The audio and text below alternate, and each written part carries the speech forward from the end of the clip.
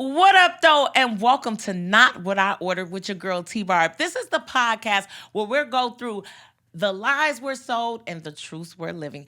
And today is no different. We have an amazing show for you, and let's talk about the fine print of fame. And we have our two guests, our two panelists. Today we have Maddie Mays, originally from Houston, Texas, but now in LA. You've seen her perform all across the country with names like Cam Patterson, Marlon Wayans, and at the world famous Comedy Store. She also is known for going viral all the time and super hilarious. We also have my girl Paige Bryan, who is one of the pre-hosts at the world famous Comedy Store's Crack 'em Up comedy show, and she also lives in a comedy legacy generational that we'll get off into and talk about it. And most people don't know, Paige started her career in music, performing with people like Macy Gray and Eric Benet, and now she's a stand-up comedian. So we'll talk more about that. But let's get into these clips.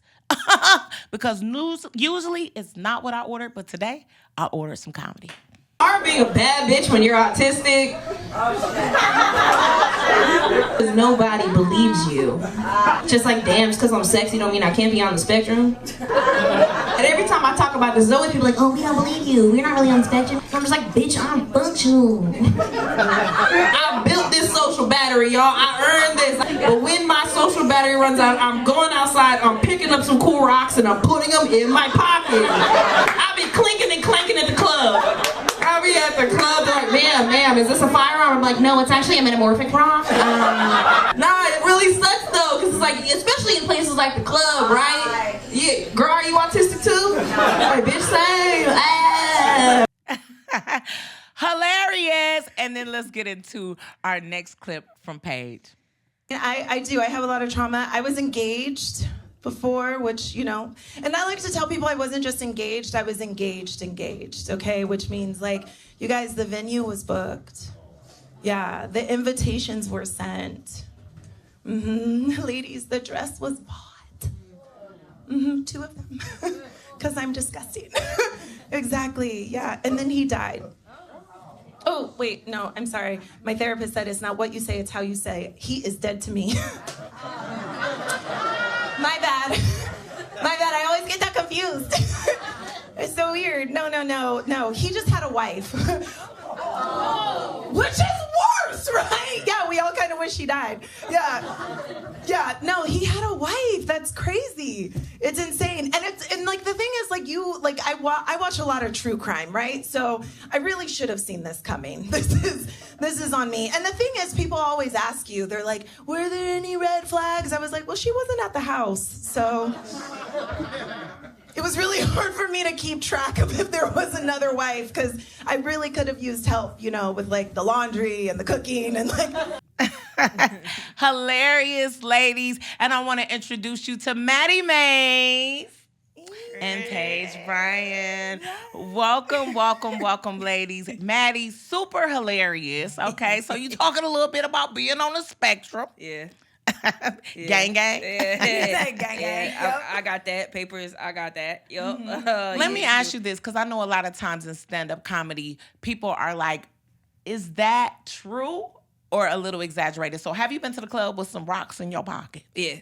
Okay, all right. Yeah, I've left and gone outside, talked to the bouncer, and asked them about aliens, and it was like, ooh, let me get that on the ground, and it was a rock. Okay, baby, it's somebody gonna be in your inbox right now. Like, that's my woman, okay? And then on top of that, I'm from Detroit.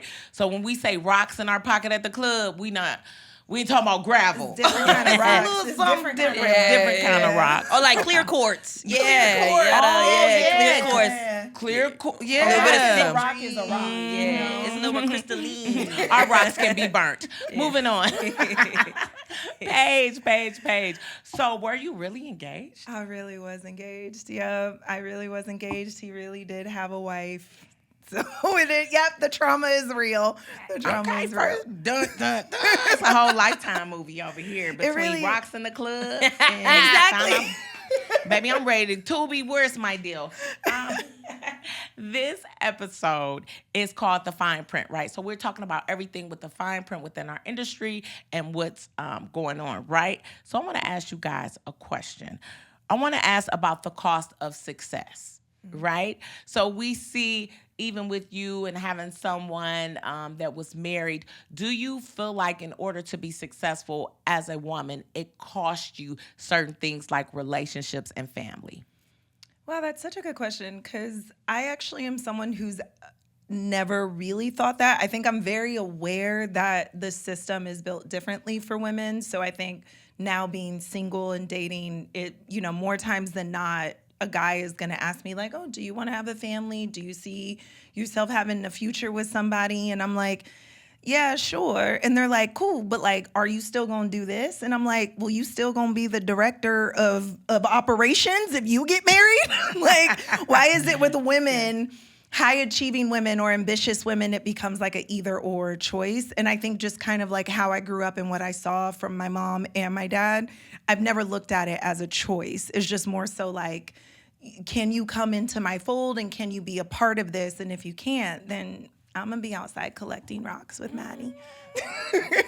So do you feel that way, Maddie? Have you been able to have a successful relationship? Because both of you stand-up comedians, also doing other things in entertainment, voiceovers, acting, things of that nature. Do you feel like it's been maintainable for you? Since I started comedy, actually dating got a lot harder. I don't know if you guys also experienced that. Starting comedy, because I think there's a level of like confidence that you have when you're on stage and a level of like vulnerability that you have that I feel like can be a little intimidating for men. Funny women are intimidating for men. Smart women are intimidating for men. Powerful, confident women. And we're all three. So it's kind of, that in and of itself is difficult. But I think that when it comes to relationships, I think it's really just about, obviously when they say communication, but I think, we're on the road so much, we're gone so much, half the time it's long distance, and it's having a strong foundation for that. And I think that I have the potential to have one, because I'm still so young in this. I've been doing comedy for about 4 years now. So it's like, I think I'm on the horizon of having a successful relationship because I've learned from the other things, but it's just a matter of understanding and empathy and things like that. But I don't know. I think it has less to do with what I'm doing and more to do with just the ego of a man. Yeah, it's so fragile. Not to blame, and I don't want to be like, fuck these men, but also like, But also like, fuck you men. No, but it is like a little. It's the lies we're sold and the truth we're living, right? Yeah. So and it really does play into that when you're demystifying those things, because we always hear what men want, but then when you come through and you feel like you represent those things, do you get the reward that you were promised?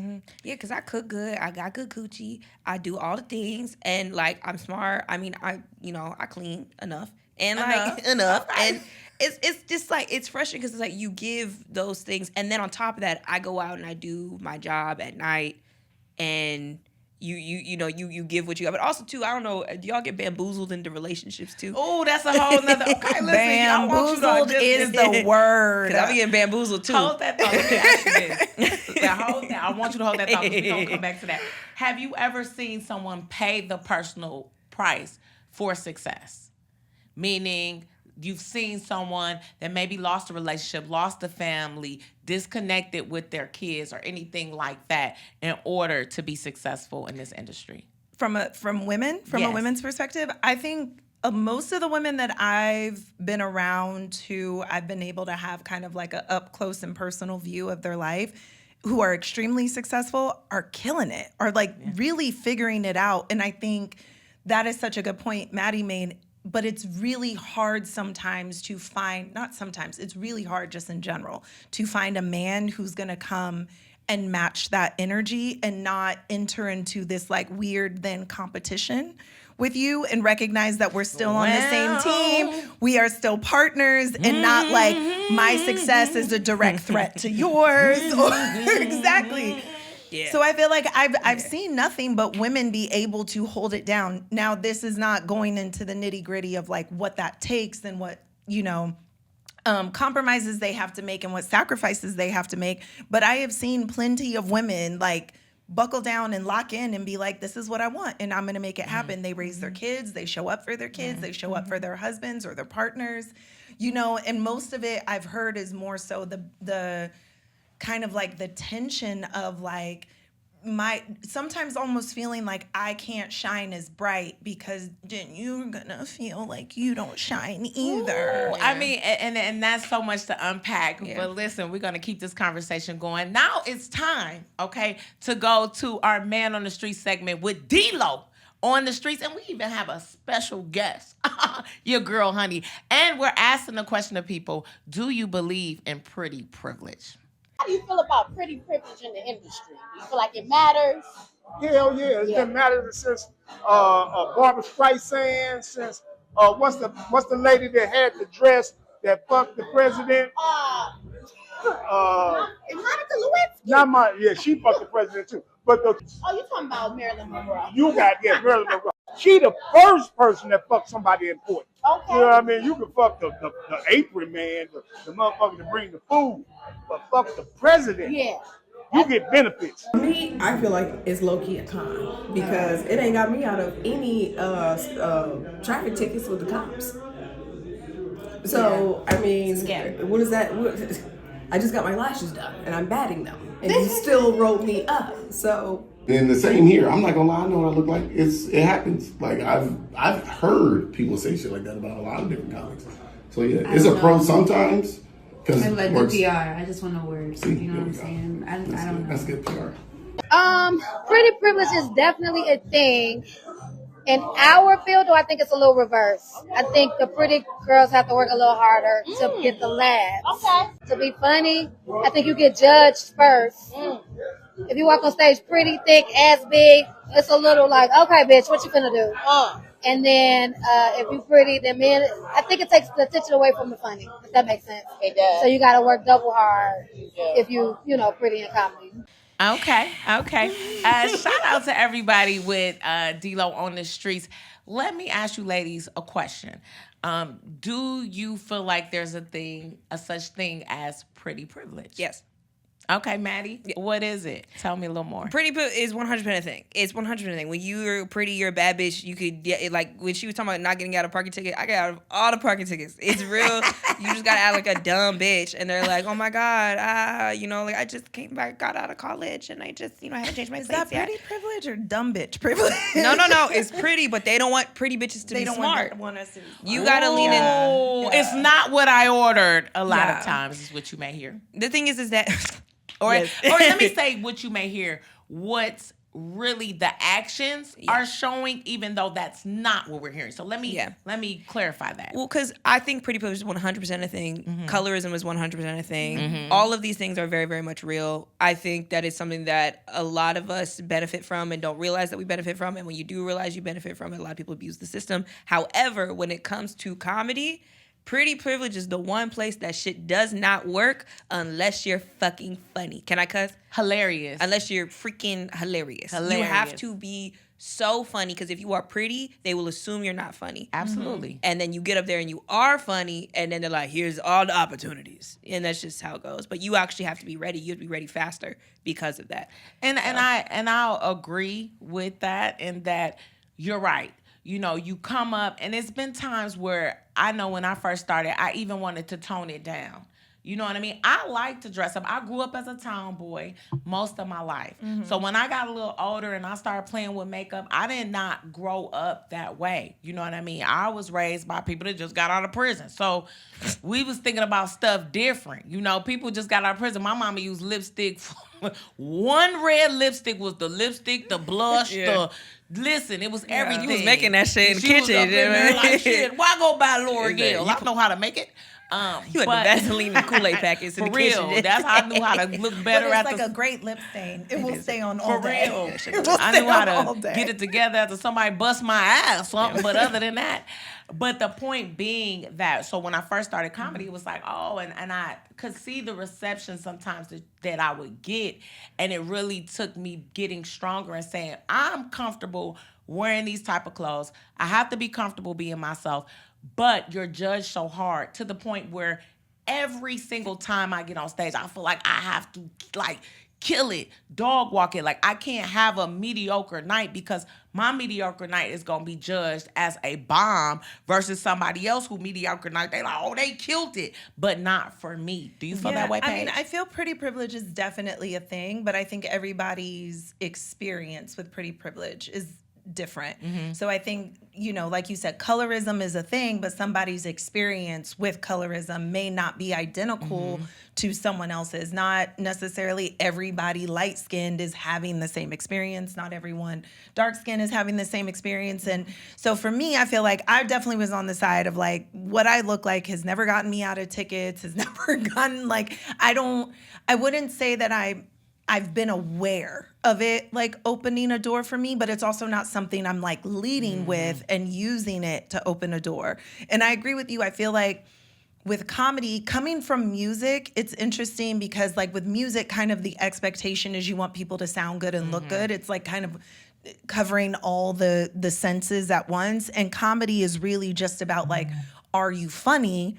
But as women, what I've noticed is that if you even look like a little bit good, like you just not a booger wolf, then it's like, just like, that's it. Then all of a sudden it's like, I think that's something that's working against you when you come on stage, especially when people may not be familiar with you yet. I've had plenty of men, like I get off stage, I didn't know what to expect because you know you was pretty, but you was actually funny. But what's so crazy just is like, how many women have to experience that for you to see? You said it 15 times to 15 different women. And then even in thinking what you were saying about the pretty privilege, I do agree. So let me say this. Even though I grew up a tomboy, I will say I have experienced I feel like I have gotten some opportunities in other ways because people felt more approachable and talking to me for whatever reason. But I've also been judged that way as people think, oh, she must be stuck up or she must be this.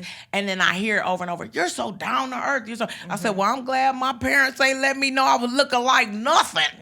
I mean, not like that. And then I also think there's like within comedy, I think it can also sometimes work against you because then you also have, when it comes to like collaboration opportunities, when it comes to like trying to collaborate with people and build community, then you kind of have that extra layer of like, are you really trying to work with me or are you just trying to like sleep with me? Are you just trying to get me in a space where it's just you and I? Like, and I've had that where someone will, you know, so much of comedy is happening like in the DMs. Like it's really crazy how much really someone can. And I have a question. I have a question. Wait, can I have a point real quick? It's to what you said about how we dress.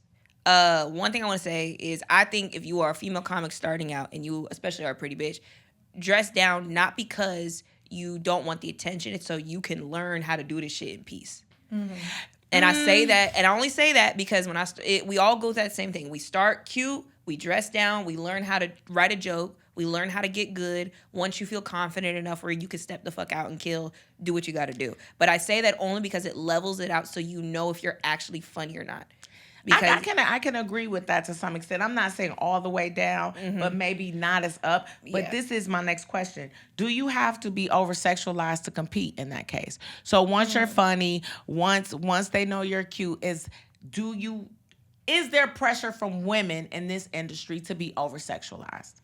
I think there's pressure on women to be over-sexualized. I don't know if there's pressure from women. I feel like most of the women I'm in circles with are genuinely and like not some of the funniest women I know, just some of the funniest people in the game, period, that I know. And so I feel like you're able to do that and you don't have to be overly sexualized. But I think that especially as Black women, I think that's just like a natural thing that unfortunately is going to happen. And then it's just about a choice of whether or not you're going to decide to play into it or try to like fight against it as much as you can. I think that's cultural trauma though. Yeah. And when you really look at the roots of the over-sexualization coming from slavery and coming from a point where in order for that master to feel good about raping that woman, he had to make it that she was over-sexualized. Oh yeah, we were these like sexual demons. These sexual demons with our breasts out, but you didn't give us a shirt. This is the way you want it. And it also, I think, is a way to justify the attraction that sometimes they had to those women. Instead of those women just being beautiful women, they were over-sexualized. It was a spirit on you. And then another thing is culturally. Africa is dance, it's rhythm, it's certain things that each culture has. And no other culture is really demonized for their cultural attributes the way that we are. Whether that's, you're talking about a culture that has their children working early. Oh, there's hard working, but us is child abuse. Or you can watch Jersey Shore for all those years and they can fight and pull out their breasts and be free with it. And then we do it. And look at these hoes. They are all multimillionaires. Look at these now. yamps. They are all multimillionaires now. Everybody, these gold diggers. And I think that it's just a cultural perception. Even when it comes to medical stuff. You know what I mean? They always say for Black women, doctors are what police are to Black men. You know, even in those instances, we're not in pain. We're still overly sexualized. I ain't got a gallbladder right now because doctors for a year didn't want to believe me about my pain. For real.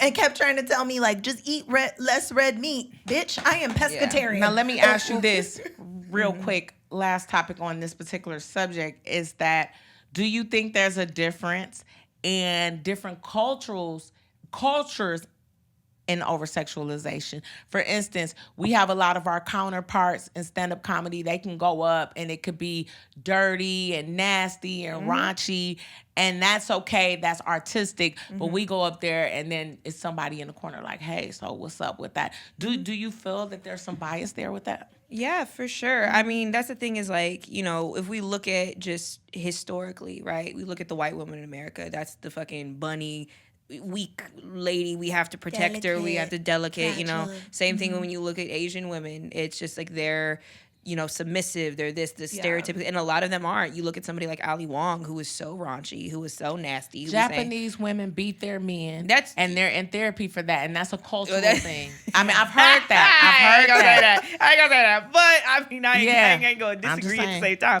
But, like, you know, she's somebody who was so raunchy on stage. And she's brave. She's so brave. Yeah, well, it's not even, I wouldn't even say that because Ali Wong's a fucking genius. No, but I'm she's saying incredible. that's what, like, that. No, she's a genius. But I'm saying, like, when she does it, to your point, but people look at it like, wow, she's being so brave. She's speaking the truth. I wouldn't say that. I would say she's more digestible to white people because white people, the media, and those people that are in charge allow for that to be a thing because she is somebody who is not as, you know, like, I'm a big titty jiggly bitch. So it's just like, I get on stage and I talk the way that I talk because I want to say the things that I want to say. And it's not always received because to them, they can't look at me past their own sexual lens. Men fucking hate us. Yeah, but I agree, and I'm not gonna say that. Listen, that's not what I ordered. The views. Japanese bitches beat their man, and men hate us.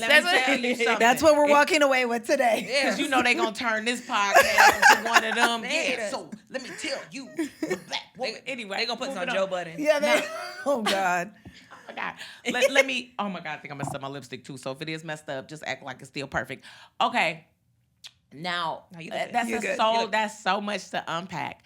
I do agree with you in the brave perspective because I see and hear that. She's sticking up for women's rights. She's this, she's that. So I get what you're saying, the overall, and somebody told me to pick a side, and I am picking a side. But I also agree with you because, in general, a woman with a smaller frame can get away with wearing much. That's like, I ain't got no butt. I could wear all the Daisy Dukes I want, panties sliding down. Ain't nobody said nothing, little piece of flat meat.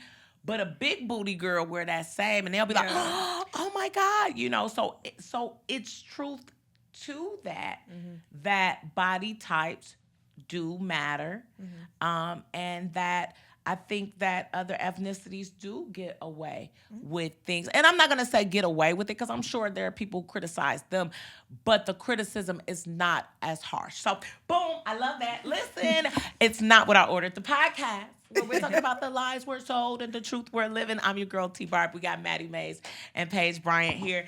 And while we're talking, we're going to lighten it up. I'm gonna lighten it up a little bit. I'm going down. Where are we going? Yeah.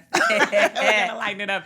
And so we've been hiding this. So Paige Bryan is a second generation comedian because her dad is the one and only Sinbad. If you don't know Sinbad, Listen, I watched House Guest 47 times, baby. We ain't had no cable. It came on Saturday at 3 o'clock, 6 o'clock, 8 o'clock. I watched it a million times. So, Paige, being second generation, even with your dad, is there any pressure on you for that?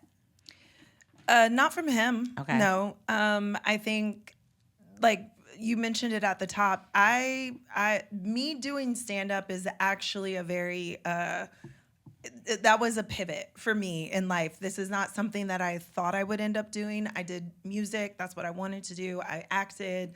That's where I lived. That's where I was locked in. And so finding myself now, like, in this lane that is, like, directly his lane is really interesting. And I don't feel any pressure from him to do anything but do what makes me happy and what fills me up in life. I think that I've been really intentional about obviously some people know I don't go off of who knows who doesn't, but I've been very intentional. It's not something I use. I've never dropped my dad's name to get an opportunity. I'm in them same grimy, dingy, dirty clubs and open mics just like everyone else, trying to grow. To your point earlier about like pretty privilege and dressing down because you got to write the jokes. You got to figure out you're funny. If I'm using this to cut corners and get ahead, then I might use nepotism to get into a room and onto a stage that I'm not ready for. And then what am I doing with that opportunity? Now I flub the opportunity. And so I think more than anything, like I've been instilled by both of my parents to work hard for what you believe in. So work hard in what you want to do. If this is your craft, then respect it. I think coming from someone like my dad who has, in my opinion, is like the greatest to do it, I can have nothing but respect for the craft. I have to look at it from a perspective of like, I can't go out there and half-ass it. I have to be good. I have to be great, but I also have to allow myself the time and the opportunity and the journey to build that greatness. And I think if I would have come out flashing that and talking about that from jump, then that would have interrupted my journey. And so comedy is one of the most humbling things you will ever do. And it's live feedback in real time. You could be at home writing like, I am a fucking genius. And then you get on stage and you be like, but no, y'all don't think and so? Guess what, okay. y'all? So guess not. Guess what? And so for me, it's like none of those things I can do if I'm, stepping out there and whether I'm doing it or if someone else is placing that shadow in front of me, then I don't get to be Paige. I'm his daughter. Yeah. And like my whole life, I've just been trying to work really hard to be Paige and to succeed in my own right. Like I'm not having my dad call clubs and be like, can you get me 5 minutes here? Can you get me on tour? No, I want to earn this stuff. Like it's not going to mean anything to me if I don't earn it and if I don't work for it, because he worked for it. He earned it. He lived in his car, was telling comedy clubs, you ain't got to pay me. Just give me some food. I just need to make it to the next city. And so real. You know what I mean? So I'm like, why? I think a lot of times people assume that like nepotism is the natural thing, but also to like the people we see at the top are there for a reason. They are there because they worked their asses off to be there. So why would that not be the legacy that I lean into? I mean, and I definitely love that. I love the preparation piece. Now, what I will say is this: once you're prepared, let nepotism lead the way. Because I do think in our culture, we have such a hardworking nature that sometimes and I tell this to my son all the time, I'm doing this right now. I'm making a sacrifice for us, not just for me. Because we were talking about school. He's in school for entertainment. For marketing. And I really want him to go into entertainment law or kind of, even if he doesn't do law, just to be able to help the family legacy. But I also want him doing something he wants to do. So if you like marketing, you like photography already, do it. Let's get you ready. And then you come over here with me. So right now is the hard part. Then you come over and enjoy the fruits of my labor. Let me ask you this, Maddie. You're first generation. Do you feel like if your mom or dad was a famous comedian that it would put more pressure on you? Well, I think about my mom and I think about my dad, and I don't think of them as like professional comedians. So it's kind of hard. I'm trying to empathize with that and then put myself in those shoes. So if let's say this, but let me think. If Wanda Sykes is your mom.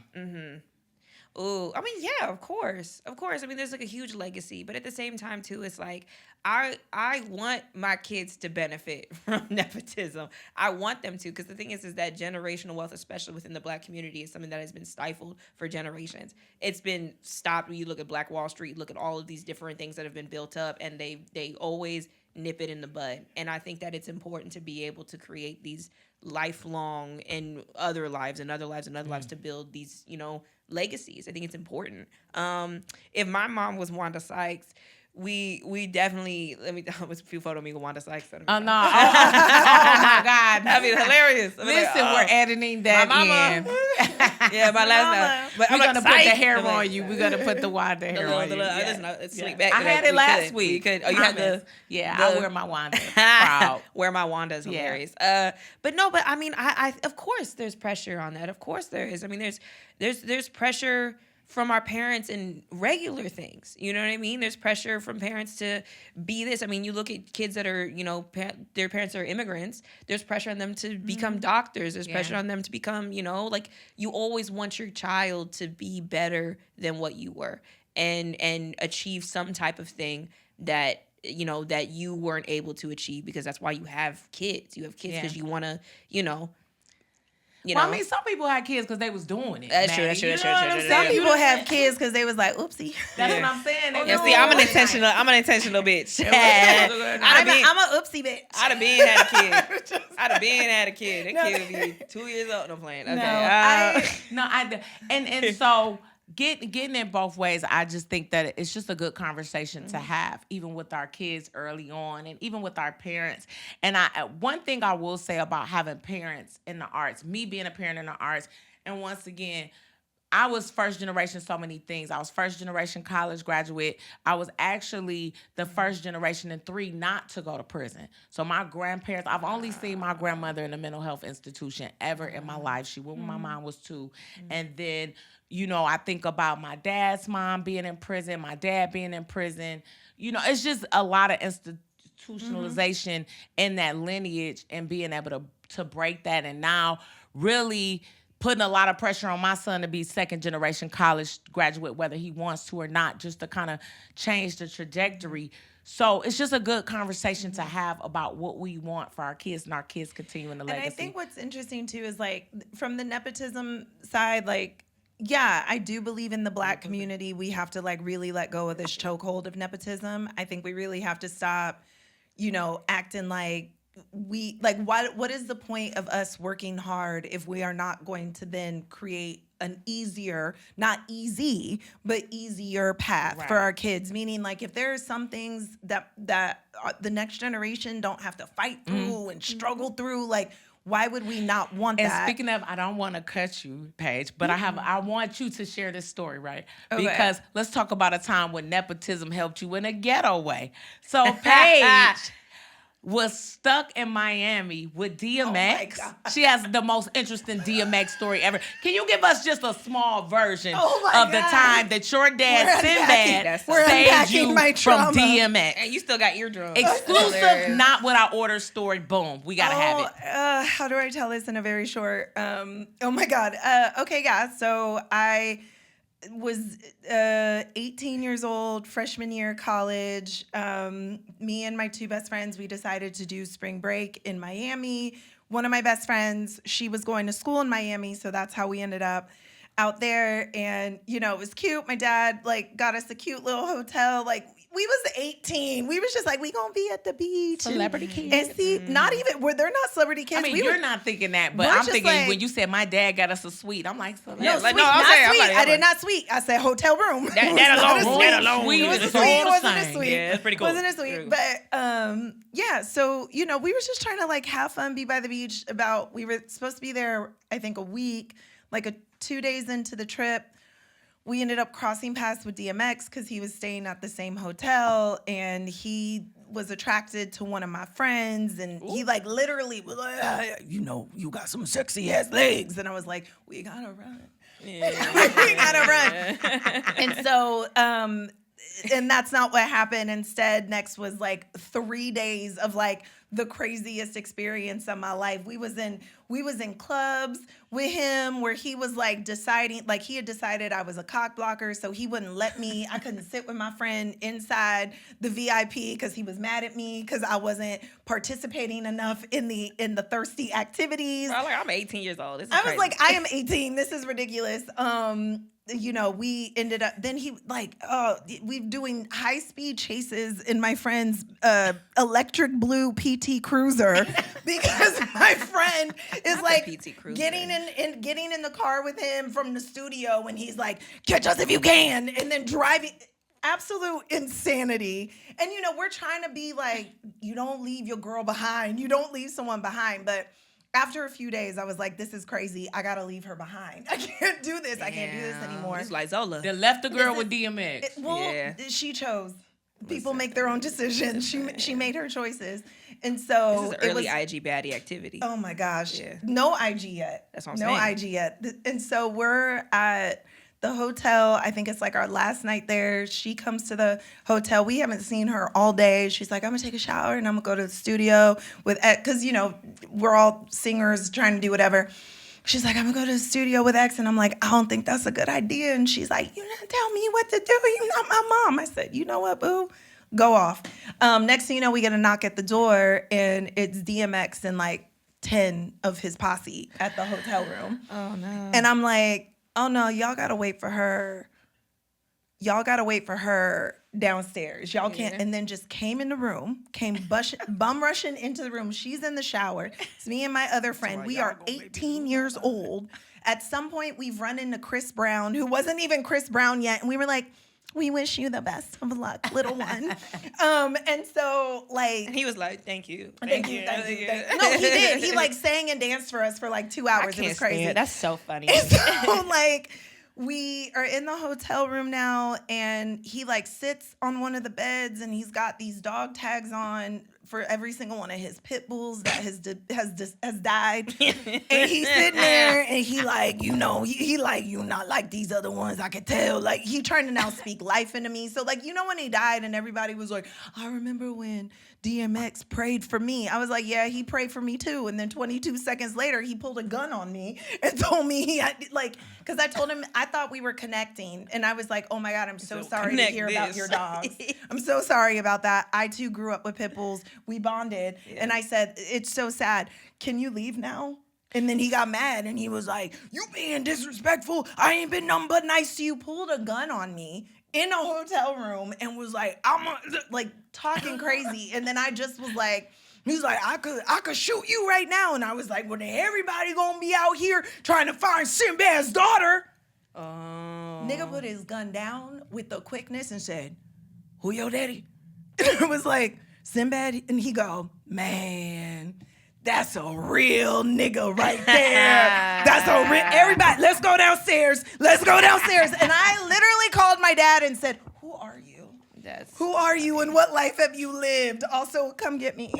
Listen, a time when nepotism worked right there. I don't even know if that it was nepotism. It was just that was a name drop. It was. No.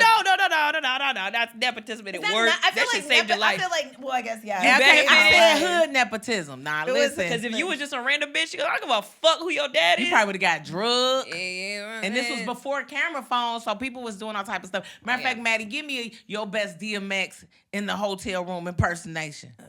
Who your dad? Trigger. I would have been scared as hell. Like, so when he died and everybody was crying, I was like, I only got thoughts and prayers for this nigga. I ain't got nothing else. I ain't got nothing for you. Listen, if a man that only grunts, I'm not letting him in my hotel room. I'll tell you that. It was she we were knocked on the outnumbered. door. I mean, you gotta think. You 3 18-year-old girls, 20 guys. Like, Oh, it yeah. was 10. You Oh, no. thinking how you thinking now. Oh, At yeah. 18, No, I seen that video. It's crazy. Yeah. It's crazy. It was crazy. I was screaming at the top of my lungs because in my head I was just thinking like one of these white people is gonna be mad that we being loud and is gonna call the police on us. They know, like but they that know was Miami. Miami is just I know, a no different one type called of the place. police. See, that's the problem. That's a systemic problem that we have. We have the internalized racism that we're worried. There's a gun in my face via DMX, and I'm like, but these white people. Like, no. I wasn't worried. I was hoping the systemic racism with systemic racism in that moment. No, I was she was hosting. I was like, Karen. I was like, Karen better call security. Right She was now. hoping to get a white Karen. people, please. But White people, that please. is You know who that my is so dad cool. is? That is so cool. He was in Good Burger. Listen, and what's so cool is that Paige, you were like one of the first people on a reality show with your dad. So we'll tap off into that. We got to get you to come back to talk all the more secrets. about. Listen, that's the good thing about being friends with people, because then you know a little bit of their business. She gonna put some shit on me. Listen, we're here on Not What I Order, and we're talking about the fine print. So listen, it's time to go back on the streets. Okay. With D-Lo and Honey on the streets. And we ask people this question. Is it okay to have a work spouse? Workplace, people be calling people wifey or they hubby, like a play work wife. Oh, How you feel about that? I totally disagree. Okay. Yeah, I That's a think that's no-no. fucking foul. Okay. Yeah, I wish a bitch would come home and talk about, I just got done working with my work husband. Since you shot up. Just to get through the day. Nothing more, nothing less. No lunches, no texts, no DMs. Just hi, bye, boy. Clock in, clock out, take your lunch. That's it. Everybody? I've had plenty of work spouses. Oh my God. Having like somebody who you come to work and like bond with and be eating lunch together and all that shit like that. That's like work. It's like your girlfriend at work. Y'all just allegedly aren't, you know. I feel like that deserves all the ass whoopings that come with the bullshit that it is. What the fuck is a work spouse? Yeah. What is that? Nothing. Yeah, it's an ass whooping. It's what grounds it is. for that ass to be tapped, okay? Okay. So getting to the fine print, because we work in a different industry. And I don't know what you guys did before comedy. I know you did music before comedy. Maddie, what were you doing before comedy? I was a costume designer and stylist, so I worked in film, TV, and I was working in productions and Okay. stuff. Yeah, so we both have experience as far as, and I was a social worker. Yes, I was a social That's why you're so worker. fun. Yes. I think so. I think I was a good social worker. I did foster care, protective services, and Oh my adult gosh, protective doing the services. Lord's work. I was an investigator for 10 years. Did you and then pledge? no, I did not. You just seem like you Let me would, tell you yeah. something. When I was, so shout out to Diller University. I am an HBCU graduate for my undergraduate degree. Of course, MBA-er. Yes, I got a little MBA. But I was so bad. I was so bad. I think I was selling weed at the time. Love like that I for just was you. not a good representation. I had barely Wasn't made a good it. candidate. You know, I caught a Greyhound bus to college by myself. I was the only person there alone. And I was having other people, parents, watch my suitcase for me to go outside and smoke a cigarette. Swear to God. Oh my God. I was out there with people, so grandma. They was like, "Where your mom at?" I was like, "In Detroit." That was not right. That's another story. Oh, them so- AKs, they said, no, you No, cannot they're have like, these permits. hell no. Cannot have these permits. But let me get 2 for 15. Like I got you, girl. Right. Anyway, Yeah, right, Exactly. But you could be a They gonna give you an honorary one day. They gonna remember. We're past the statute of limitations, Yeah, so I'm that's able to what say I'm- that. I'm Yeah, you hoping. could be a graduate pledge. You can pledge. Let me tell you something. They raided our dorm room. Ooh, that's a whole nother story. We'll talk about that another time. I've lived a lot of lives. Okay, I gotta put my back questions to out the for you. question for fine print. What we talking about right now? Work wife, work husband. Yeah.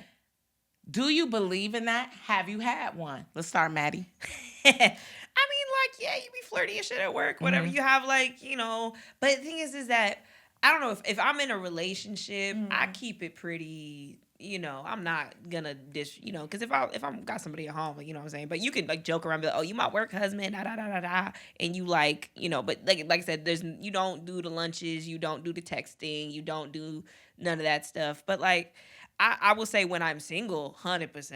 Okay. Because you just be flirty to flirt, especially in comedy. You know, like you just be out here like, I'm a lady in the world. Let me ask you this. Why just have them as a work spouse and not try to, when you're single, and not try to take that into the real world? You can't. They You are can't. unwell. Yeah, you can't do that. You can't do Unwell. that. Are we talking about comedy? Are we talking about I'm comedy? just talking about at work. Well, my work is comedy. My work so is we can no, go ahead. they are unwell. Yeah, They are yeah, not well. No. No. It's a no to date comedians. Yes. And that's not to say that I don't think it could work, because I do know some sets of comedians that are married. You know, shout out to the Lovelies in Detroit. This my homegirl. She found real love, and I think her husband's a great guy. You know what I mean? But we know comedians.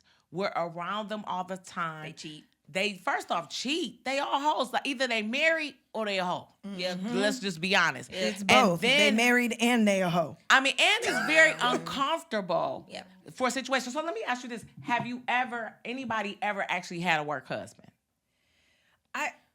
Or a work wife? Because I don't know which way y'all going. Define what you mean so I could tell you yes or no. What do you mean? Okay, so let me ask you this: what is your definition of a work spouse? Don't put it off on me. This about you. I don't know. I don't think I've ever. My definition after somebody. I don't know if I've ever really had one for real. For real. Like I said, I came from the music world, and so like, you know, my circle then was like producers and musicians, and like I definitely had my camp of people that I was very, very close to. But I wouldn't have said that they were like a work husband. I just would more so be like, no, we're tight. These are the people that like I trust and I know, which I think that to me, I wouldn't say that I've had like a work husband per se in this industry, because I think safety is like a very big thing for women, especially in the entertainment industry. And so being able to come into spaces and be around men who actually like provide safety and you feel like, nah, I'm good here, that's really rare. So I've never even put that person like into family. a bucket. Yeah, that becomes more like family. That's bro. That's like whatever. I don't look at it as like a work. To me, that's totally different. And I think and it's very intentional for me to separate it, because I think every artist, whatever facet of the industry you're in, because being charismatic is so much a part of what we do. We are all a bunch of flirts. All of us are just like, I think. Girl, look at you. You know damn well. Look at how you standing right now. Let me say it. I'm gonna say it. No, hold on. Let me finish. I'm saying like we're flirts in the sense of like I think people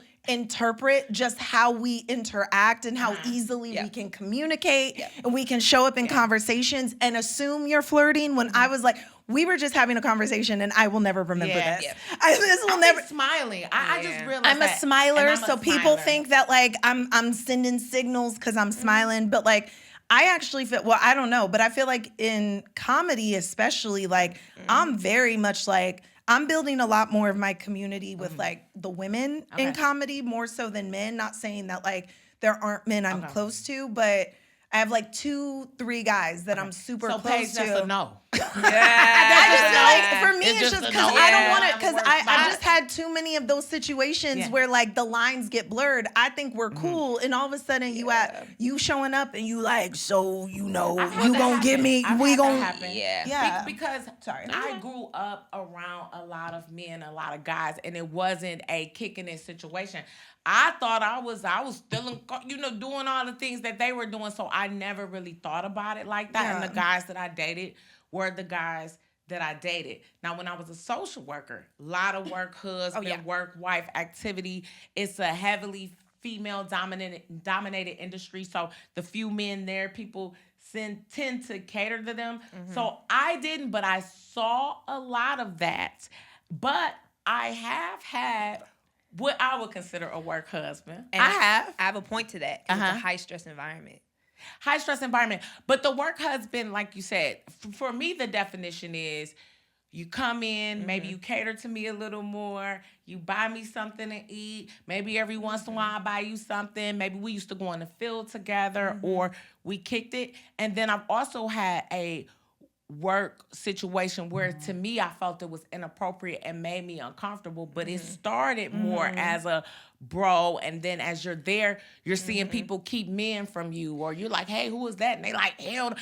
For 2 years I was working somewhere and they just and I fed into it. They did not want me to date. They absolutely, it was just a thing over and over. It's gonna distract me. It's gonna do this and that. So the little like corporate day job definitely I have a work husband, but it's a lavender. Girl, marriage. listen, let me say something. We got to give you a lie detector test. Because first it went broke. No, I said it's a lavender. It's a lavender marriage. Because he's gay? Because he's gay. Girl, So for me, it's still a work get the fuck out of here. But I'm saying, but for me, it's like a different. Y'all like state. Sharpay and the gay dude. Yes, like that's like yeah. because it's like this is my boo. Like we look out for each other, but to your like not high stress like social work. But I feel like when you're in like especially at the day job, it's a corporate environment. It's like three black people, and so we are just like Can locked it be a in, benefit? looking out. Let me ask you this, because we're talking about the industry, fine print, what could help you, what could not help you. Would you ever date in your industry? We're comedians right now, entertainment, actors. Would you date in the industry? I hate my answer to this because tell me.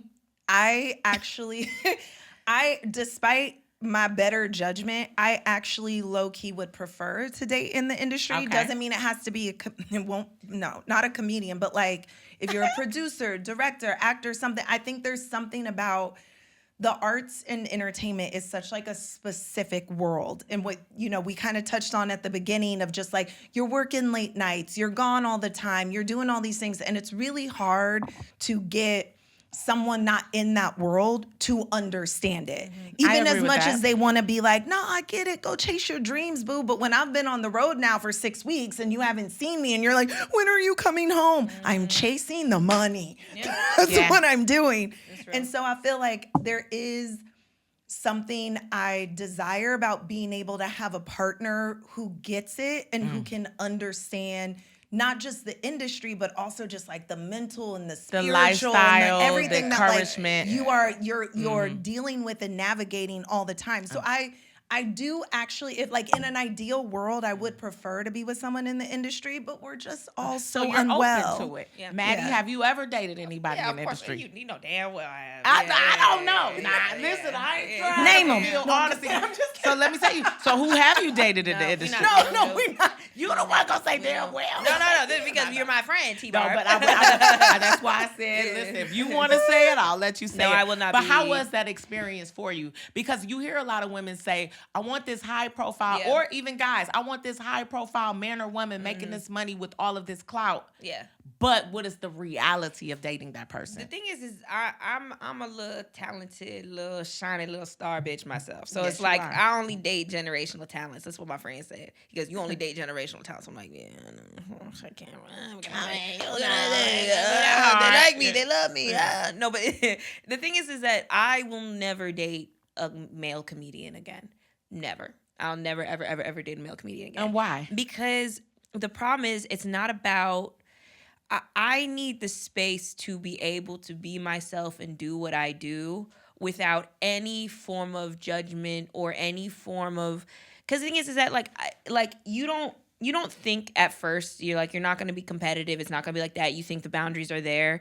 And then you hear one comment about one thing about you, like them saying something about you bombing. And then you're like, well, I mean, I didn't, and then they try to judge you. It just gets to a point where it's like, it's a little too, I need somebody who's adjacent. I need somebody who is adjacent to what I do that can understand the lifestyle for sure. Like if it's, for example, like if it's an actor or director or somebody that works on film, they're going to be gone for months at a time because they're doing what they're doing. I'm going to be gone for months at a time because I'm on the road doing what I'm doing. But there's a level of communication there where it's like, we could be long distance, but we care enough to be able to communicate. Do you feel like it was any issues with infidelity as far as from dating a male comedian, or did you have any groupie issues? Have there ever been an issue, any groupie stories? Oh, yeah, man. These fat white bitches are monsters. Ooh, I'm sorry. I'm just kidding. That is not the views of this podcast. I love me a bitch. Japanese women beat their men. Men hate women, and these big white bitches, man. No, I'm joking. I'm just talking shit. I'm talking. Listen, I say hard statements, and then I forget that I said them. Every single. There's so many times I'm like, "Oh, I said that. That's crazy. That's crazy." No, but I would say there are things that have led me to believe that there might not have been honesty when I've given a lot of trust, and enough to the point where doing the investigation of trying to figure it out and then confronting that, they reacted in a way that led me to believe that there's a potential that something like that happened. Because if they react angry, they get a certain way. It's like, okay, why, if you're not confident in a thing, there's a certain way that you react. And so I think for me, I just think that it's a respect thing. Because I think if you don't respect, I would much rather you respect me as your peer and as your coworker and as somebody in this space that is just as doing the thing as much as you are. If not, who knows more, whatever, depending on whatever. But because, all our journeys are different journeys, so that's another conversation. But, I really do think that respect is one of the most important things. Mm-hmm. And I think people who are not comedians respect the fuck out of comedians. Mm-hmm. And if other people that don't respect comedians are other comedians. Yeah. Which is something, unless they do, or until you cross that line. And once you cross that line, you're just coochie to them. And I'm not... Yeah. This coochie's phenomenal, but we not. So I think something that is interesting to my experience, I guess, as a Nepo baby is that's who I am now. Claim it. And before you say that, I was thinking earlier, Paige, you had a lot more knowledge of the industry in general because you were raised in it. Yeah. Mm-hmm. So I think also dating in the industry is tough for me because I've seen greatness up close and personal. I've been right there. I've watched it. I've seen the choices you can make on what you do with your success and the person and the man that you decide to become with your success. And so, and that's not me saying that my dad is a perfect person or anything like that. But I think that it makes it a little bit harder for me because I see through a lot. I'm always none of this is real. Mm-hmm. I'm just, trying to find a real person who is just going to show up outside of the, and we just, girl, what, what you, are, just be a person is tough. And then I think also for me as well, a lot of times men will end up not approaching me because the assumption is oh, she comes from this, so I gotta have this, and I gotta be able to do this. No, and so then I actually they don't see you as real people. They don't. Yeah, you don't get seen as a real person. Yeah. I'm an idea. Right. And then also too, it's a lot of people wanting to I went on a date with a guy. Oops, sorry. My bad. I went on a date. The ringtone. I know. What is that? That was a fucking Zoe 101. Okay, it was Beyonce. It was Beyonce. Right. It was Beyonce. It was Atlanta Morissette unreleased track. Exactly. Guys, it was Cowboy Carter. It was Cowboy Carter. That was Thank You by Dido. But it also is a situation where I a lot of my struggles who's actually here for me and who's just using me as a roadmap to something else. And so I've literally went on a date with a guy a couple months ago and he's already making a joke about so when I get to meet your dad, nigga, already, you will never meet my dad. Let me ask you this, especially women in the industry, because you hear you can't have it all. It's going to be my final question before we go into our game. I shouldn't say this. We always end with that. Would you be willing, would it be okay for you to be the breadwinner?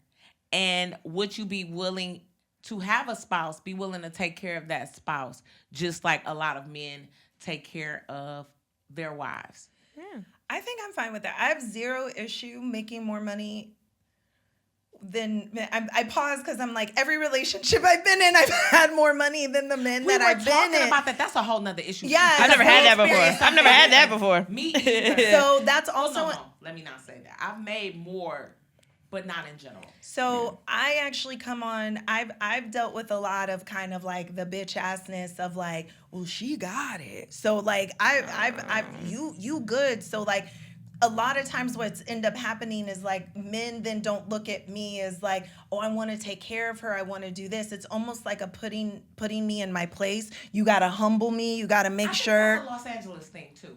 But I've dated men not from Los Angeles, not in Los Angeles. This is something that I have because I think the misconnotations we make about people based off of oh, well, you grew up with a celebrity as a dad or you grew up with this, that is universal. That is around the world. That does not just, in fact. I didn't mean the celebrity part. I meant as far as some of what, and that's a whole nother episode, some of what I've seen in the differences and the way people date in court. See, I'm from Detroit, and I'm going to be honest, Detroit men take care of their women. I understand, but for the most part. My point, though, is I have seen those same men. I have dated those same men who will have a history of taking care of their women, will meet me, she good, she got it, she got more than me, not want to take care of me. Yeah. And then when you're done with me, you then go and you take care of the next one. That's not what you ordered. That's not what I ordered. That's not what I ordered. That's not what I ordered. Listen here, ladies, this conversation, we can go on and on. Oh my God, it's so good. We didn't even get to half of what I wanted to talk about. Yeah.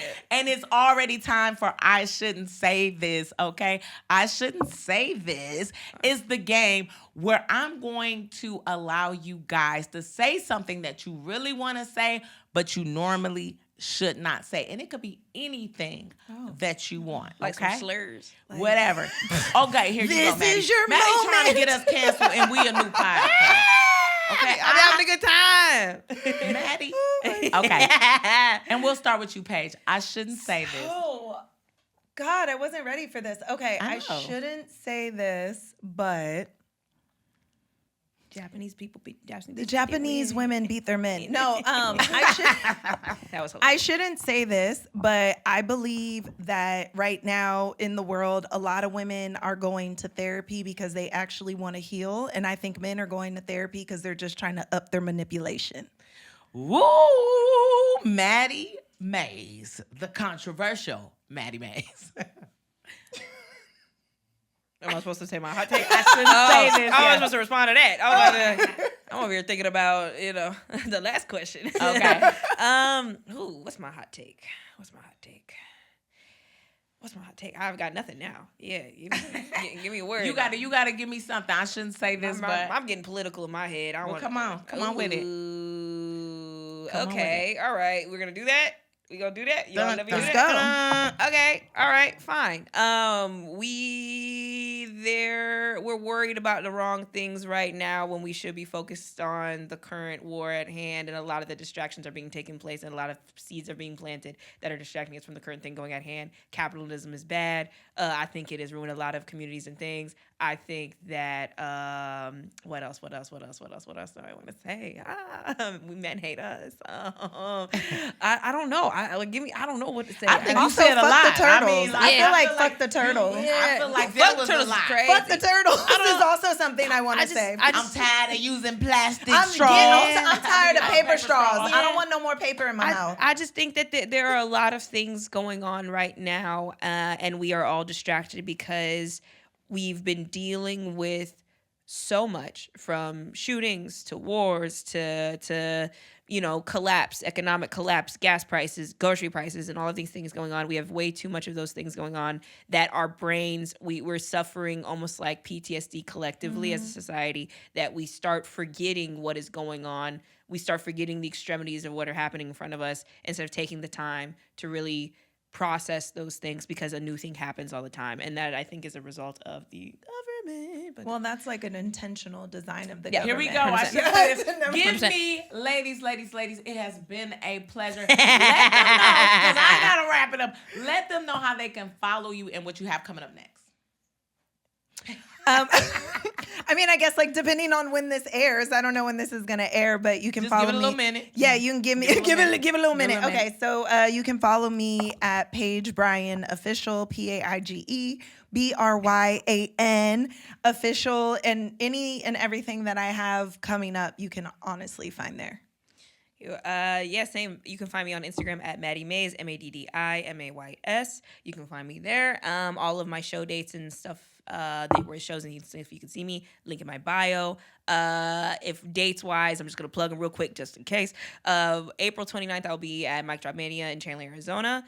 I will be at the Irving/Dallas Punchline on May 20th, and the 21st I will be at the Houston Punchline. So come see me then, and hear me get political. Hear her get political. Talk about these rocks in her pocket. Titties and not Detroit rocks. Yeah. Thank you, ladies, so much. And of course, it's the end of our show, and it's time for things that get on my nerves personally. And what I want to talk about right now is difficult people and also the people that you keep around you. You know what gets on my nerves? When I tell somebody something that I'm excited about, happy about, and they give me a lackluster response. That really gets on my nerves. Even if you have to fake it till you make it at that moment to make that person feel special, it's very important. Obviously, I'm excited. They're excited about it because it's something that is exciting to them. So stop putting your blah on everybody's parade, okay? And if you're that type of person, get away from those people. And I encourage those persons who are around people like that, who bring negative thoughts into your heads about the things that you want to be positive about. Get them away from you. And stop picking people because you don't feel good, you're lonely, you're desperate at the time, instead of picking the people that match the lifestyle that you want to achieve. Because of course, in that moment, you will get rid of that hank. You won't be lonely. You'll probably feel better. But in the long run, you'll have a lower quality of life. And that's what's getting on my nerves. I need y'all to be quiet.